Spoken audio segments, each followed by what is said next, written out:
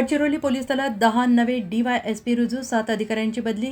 राज्य शासनाच्या गृह विभागाने पोलीस उपअधीक्षक DYSP दर्जाच्या अधिकाऱ्यांच्या बदल्या आणि पदोन्नतीचे आदेश जारी केले असून गडचिरोली पोलीस दलात मोठे फेरबदल करण्यात आलेले आहेत। जिल्ह्यातील जवळपास सर्वच उपविभागीय पोलीस अधिकाऱ्यांची जिल्हाबाहेर बदली झाली असून त्यांच्या जागी 10 नवीन अधिकारी रुजू झालेले आहेत। महत्त्वाचे फेरबदल आणि नवीन नियुक्त्या बदली झालेले अधिकारी जगदीश पांडे अकोला, चैतन्य कदम बारामती, रवींद्र भोसले शिरूर, अमर मोहिते पुसद, अजय कोकाटे नवी मुंबई, योगेश रांजणकर आणि संदेश नाईक पिंपरी चिंचवड तसेच विशाल नागरगोजे शहापूर। नवे दाखल झालेले अधिकारी आसिफ शेख घोट, संतोष बर्गे एटापल्ली, गिरीश बणे कुरखेडा, महेश चव्हाण भामरागड, हेमंत चांदेवार अहेरी, शिवाजी गायकवाड हेडरी आणि समाधान पाटील सिरोंचा। रिक्त पदांवर नियुक्त्या धनंजय जाधव धानोरा, पांडुरंग सोनावणे हेडरी, सुनील उईके अहेरी मुख्यालय आणि शुभदा संख्ये अंमली पदार्थ विरोधी पथक। पदोन्नती मिळालेल्यांना संधी आव्हाने बदलली।